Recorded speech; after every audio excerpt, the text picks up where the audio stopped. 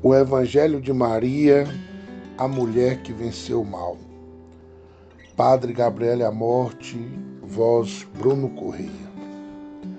14º dia. A homenagem dos pagãos.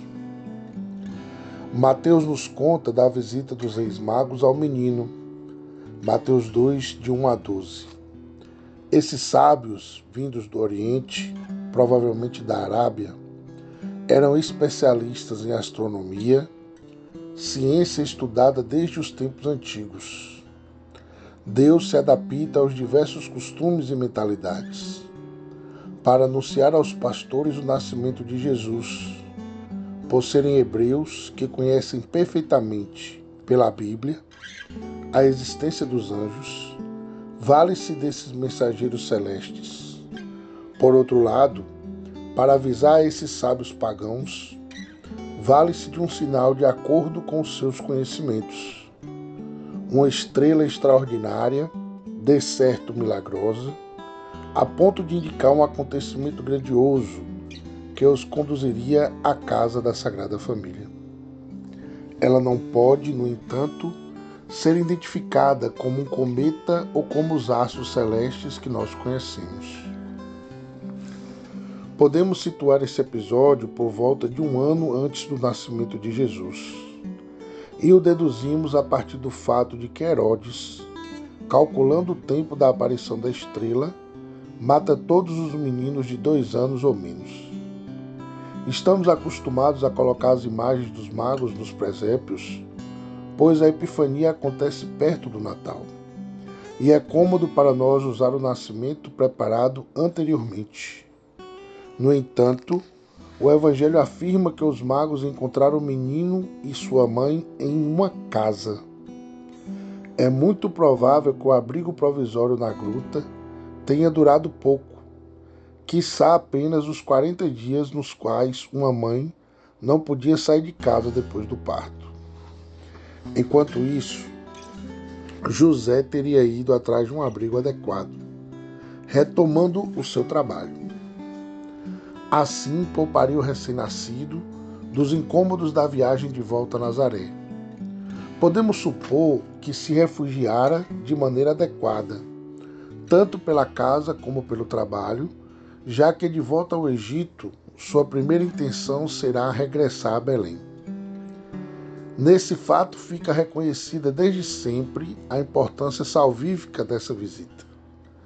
Como Jesus se revelara aos hebreus na pessoa dos pastores, revela-se agora aos pagãos na pessoa dos magos. A tradição explica o valor simbólico dos presentes.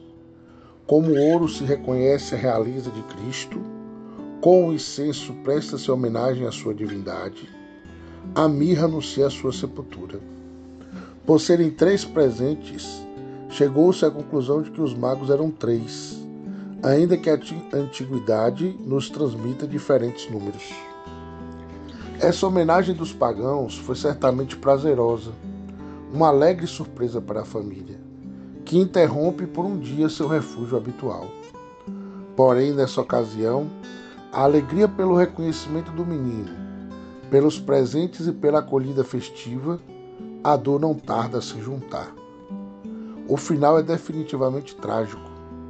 Os magos são advertidos em sonhos que não retornem até Herodes e comunicam a José, também em sonho, que fuja para o Egito, ou seja, para o estrangeiro, pois Herodes vai procurar o menino para matar. Mateus 2,13. A história nos fala de Herodes o Grande, como um construtor de obras grandiosas, além de reconstrutor do Templo de Jerusalém, mas nos informa, na mesma medida, de sua crueldade sem igual, especialmente contra os rivais políticos ou os considerados como tais. Entre seus diversos massacres, lembramos que mandou matar 3 filhos e 2 esposas. Com sede de poder, conseguira que os romanos lhe dessem o título de rei, e não lhe passava, sequer pelo pensamento, a existência de possíveis rivais. Por isso se inquieta com a pergunta dos magos: onde nasceu o rei dos judeus? Para um soberano tão cruel, Matar os meninos com menos de 2 anos do povoado de Belém não era nada. Mateus 2, 16 a 18. Calcula-se que esse número variava entre 20 e 30. Não hesitou em cometer esse crime terrível assim que percebeu ter sido enganado pelos magos, que voltaram a seus países sem passar por ele e dizer onde estava a criança, o futuro rei. Foi um infanticídio atroz, como a supressão de qualquer vida humana. Mas isso não evita o horror do terrível assassinato de seres inocentes que, com a aprovação de leis absurdas, são eliminados em nossos países considerados civilizados. A profecia de Simeão começou a cumprir-se logo. Jesus seria sinal de contradição e Maria seria atravessada por uma espada. Os pastores e os magos foram à procura do menino para adorá-lo. Herodes o procura para matá-lo. A presença de Jesus, ainda que tenha vindo por nossa salvação, incomoda a alguns. Podemos imaginar que o anúncio feito pelo anjo acerca do perigo iminente que ameaçava o menino colocara asas nos pés dos membros da Sagrada Família. Mateus 2, 13 a 15. Fogem imediatamente, compartilhando assim da sorte dos fugitivos, dos perseguidos políticos, daqueles que se veem obrigados, pela perversidade humana, a abandonar tudo e todos para enfrentar o desconhecido em terra estrangeira. Sabemos que o evangelista Mateus escreveu o seu relato levando em conta, sobretudo, as exigências dos judeus cristãos, e por isso procura enfatizar a realização das profecias. A primeira é justamente que nasceria em Belém, segundo a indicação profetizada por Miqueias, capítulo 5, versículo 1. Depois, como comentário do massacre de inocentes, refere-se ao que escreve Jeremias sobre o pranto de Raquel, 31:15. Relembra assim o pranto das mães que têm os filhos assassinados. Por fim, cita a profecia de Oséias, 11:1. Do Egito chamei meu filho, para nos dizer que também tinham sido profetizados o exílio de Jesus e o seu retorno posterior. Nos dois últimos casos, especialmente, notamos certa liberdade de interpretação e adaptação. É muito relevante para nós nos fazer compreender que a Sagrada Escritura é cheia de significados. Com frequência nos apresenta pessoas ou acontecimentos que têm muitas interpretações. Às vezes, certas referências que a nós passariam batidas são iluminadas pelo Espírito Santo, o principal autor da Bíblia.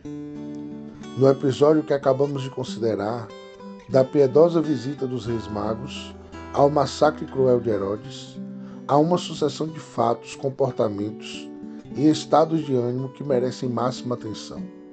O centro de tudo é a pessoa de Jesus, e é Ele quem desperta sensações tão diversas, segundo acolhemos ou desprezamos a sua presença. Reflexões. Sobre Maria, vemos em Maria uma rápida alternância de alegria e dores. Alegria quando o filho é reconhecido, amado, adorado, e dor quando não o compreendem e o perseguem. É justo pensar também na tristeza que sentiria pelo massacre dos inocentes. Que culpa tinham eles?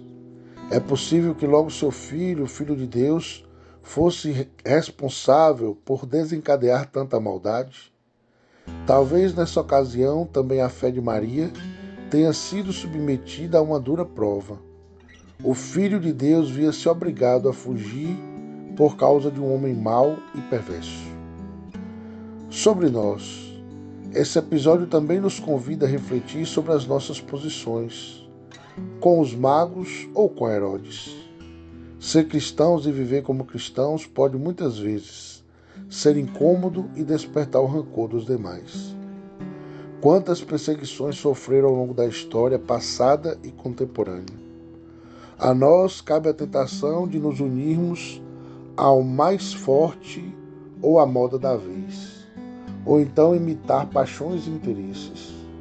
Mesmo a nossa fé pode entrar em crise pelo comportamento de Deus, que não age segundo os nossos parâmetros humanos.